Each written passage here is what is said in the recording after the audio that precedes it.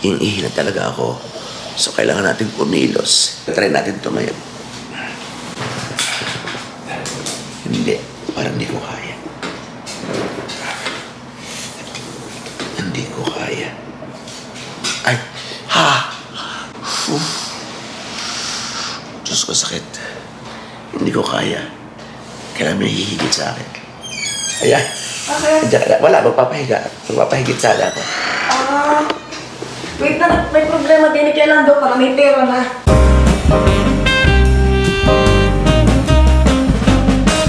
Oo.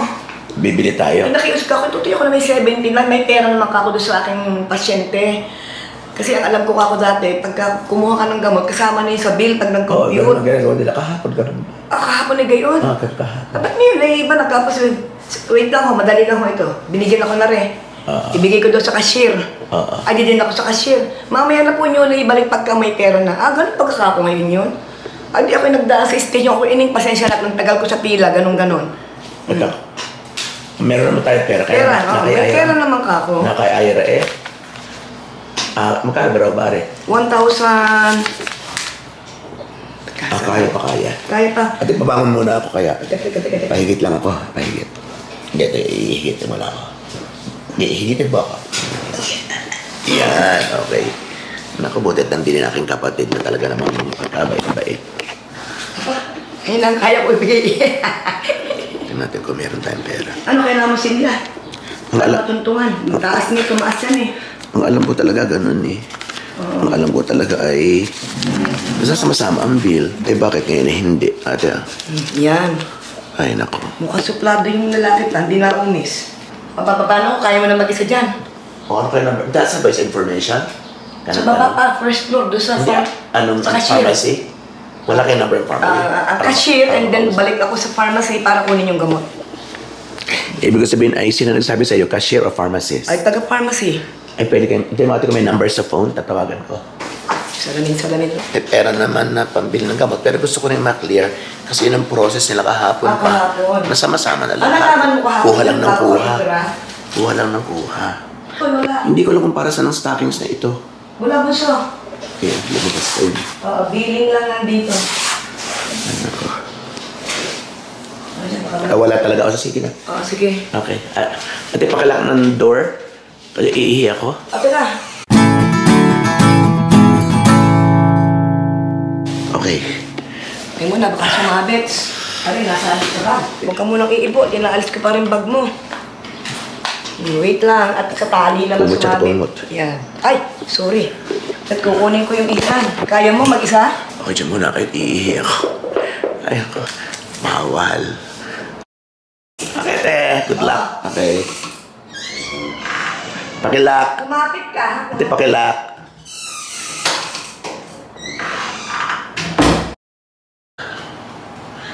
Ay. Ayos din. Okay. Kailangan mabuksan ko yung pinto para makapasok sila. Itong CR hindi ko pa nakikita. Tingnan natin.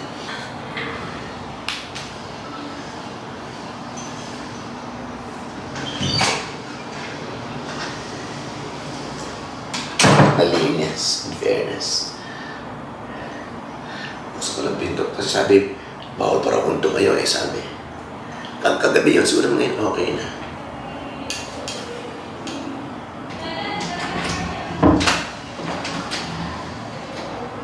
Ayan.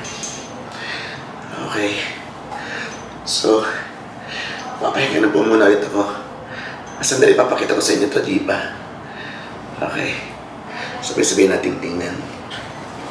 So, yun, isa, dalawa, at dalawa lang. Yun lang, dalawa lang. Magkapakal na meron pa rito sa ilalim. Hello po sa inyong lahat. Good morning. Nandito pa rin tayo sa ospital. Pantay natin ni si anak at saka si kapatid ko. Lamig na lamig naman si kapatid. Si Ate Malen. Ito ang ating pangatlong araw hindi tayo nakapag vlog kahapon dahil talagang masakit. Ito bago tayo, inilipat din yung swero na magkakasito kahapon. Yan, tingnan natin kung makakabangon tayo ng mag-isa lang. Hindi pa. Hindi ko pa kaya. Gawa tayo ng paraan. Masakit na kasi. Ito pala 3. 1, 2, 3. Ayan, 3. Akala ko kahapon 2 lang.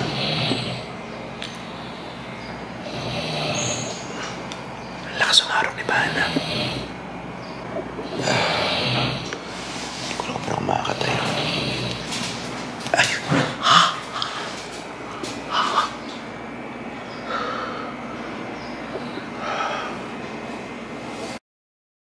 Tinanggalan natin yung robe. Kasi sa operasyon lang pala yun. Hindi ako basta makapagpalit ng t-shirt. Hanggat wala si Ira kasi hindi ako marunong. Nahiyaman ako magpa-assist sa nurse. So, yun po. Ikikwento ko sa inyo yung mga naranasan kong hirap. Kumbaga, unahin na natin ito. So, nahihirapan talaga sila. Kasi dun sa mga previous vlogs natin, nasabi ko naman na natawag dito na nahihirapan talaga silang hanapin ang aking ugat. Parang maliliit na parang hindi dire-diretso. Tapos parang bihira pa. Tuwing tuturukan ako ng swero, nasasaktan talaga ako. Kasi dahil nga doon sa hirap, ang lakas ang ni Banak ng harap. Sabi ko kay Banak, magpaano siya, magpatingin na sa doktor. Kasi malakas talaga siya. Malakas.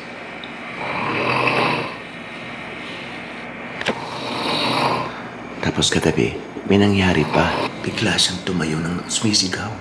2:00 na madaling araw. Nahirapan ako eh. Nahirapan pa ako kasi nahirapan kong express. Ush! Gisingin natin ha. Ush! Ginigising ko pag malakas masyado ang harap. Number 2 ay wala nakapagsabi sa akin na may mga shaving. Sa daming mga nag-comment na yata, o maaaring na-miss ko lang, walang nag-warning na merong kahitan na magaganap. Yun, sa kanila bumibili, pang-ahay talaga siguro ideal para dito. Sa ating mga kapubikan, hindi kasi yung pang-shave talaga sa mga klase yung papaganon siya. Tapos ay, yun sabi ko, Banak, kain ka muna sa labas, mga after 45 minutes ka na dumating. Okay?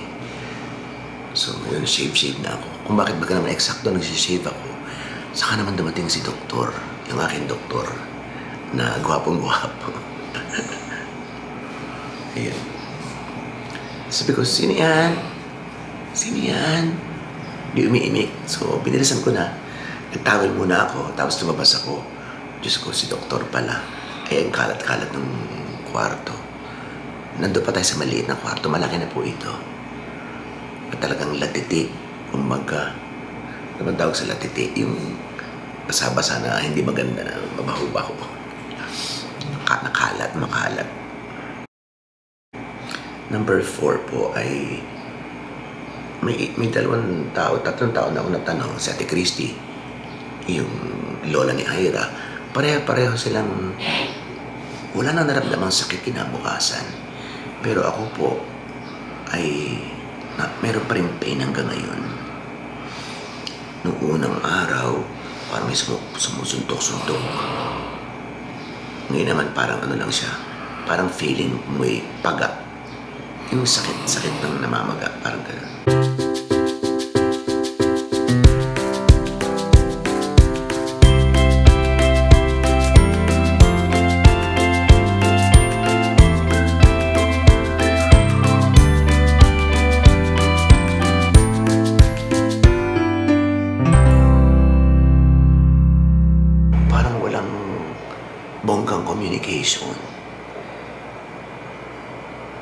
ang sabi sa amin, among them, yun sila, ang sabi sa amin, pwede na akong kumain ng soft food.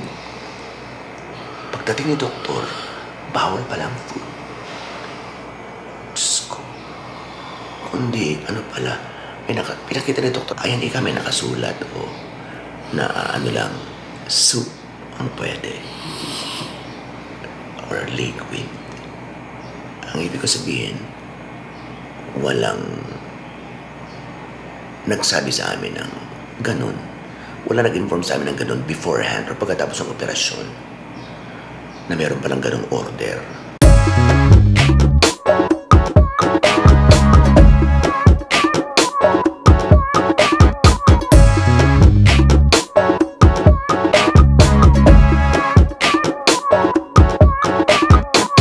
Basta. Ayun. Ayoko na magsalita ng mga kung ano pa. Because marami na namang mababait na staff. Pero, compared sa ating previous hospital, ay mas okay doon. Anak, ang lakas mong humaro. Kinuwento ko sa kanila yung iskandalong ginawa mo kagabi. Alam niyo, pakinig doon sa nurse station. Ang lakas talaga. Hindi ko alam talaga dito yung... Hindi ka pala nag-iinit noon, parang may nakakatakot. Wala po, basta... Wala ako dun. Basta bumangon siya na parang, ha? Ganun. Ang lakas. Grabe, oo. Mamaya kwento natin yan. Ang sabi nila, igalaw-galaw ko raw ang aking katawan. Kahapon yun. Kasi, kailangan ko palang umutot at hindi ako makakalabas pag hindi ako nakaputot. Ang magandang balita, mga kaibigan, ay umutot na po tayo kanina madaling araw. Ay, Diyos ko, thank you, Lord. Kasi butot, thank you, Lord. Ha? Oras Ay 2:40. Inaorasan pa, tapos 3:30, tapos ay 3:55. Nalakpak ako eh. Oo, talaga namang Diyos ko. Parang parang hallelujah, praise the Lord. Nakautot. Wala rin nakapagsabi, ay meron pala. May mga ilang nagsabi na kailangan umutot bago makalabas ng ospital. So yun, nakautot na po tayo, kaya pwede na tayo lumabas bukas. Kasi po ngayon ay holiday, hindi tayo makakalabas. Kasi may mga lalakarin sa ibang mga ahensya pa ng gobyerno na maaaring makales sa aming gastos. So hindi po malalapitan ngayon at sarado ang mga opisina or holiday, Labor Day. Kaya bukas na po. Medyo malalakihan kami dahil halos 4 na araw dito sa ospital. Maaaring mapanood niyo yung vlog na ito ay after 3 days pa kasi hindi tayo maka-edit dito.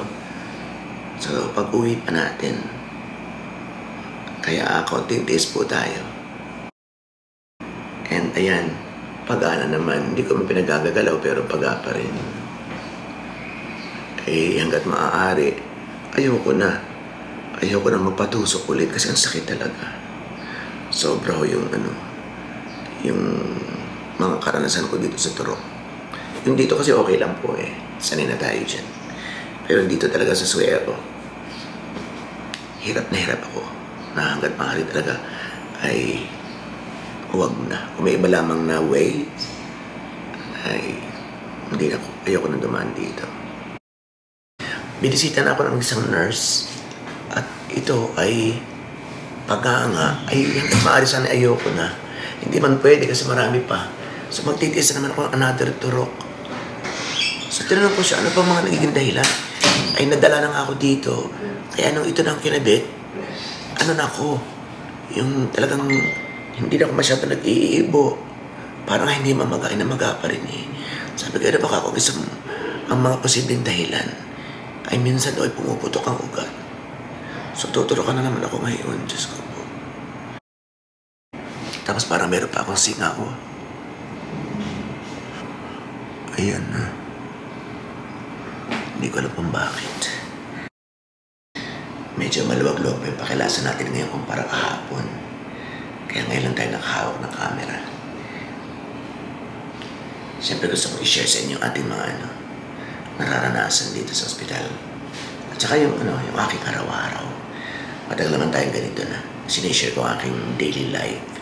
sa inyong lahat. Tinanong ko kahapon kay Doc kung pwede kong inumin yung para sa liver kasi tinigil ko na siya ng 2 days at baka makaapekto sa surgery o sa anesthesia. So sabi niya pwede ko nang ituloy ngayon. Parang sinabi rin niya na pwede lang akong kumain nga ng soft food, ano.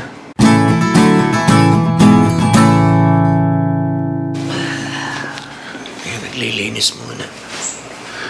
So, pause muna tayo, pause. Eksakto kumikirot ito. Grabe.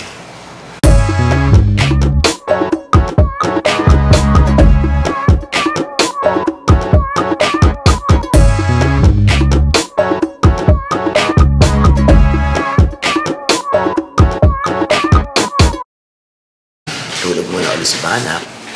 Si Timali naman na yun na nag-aalmasal na.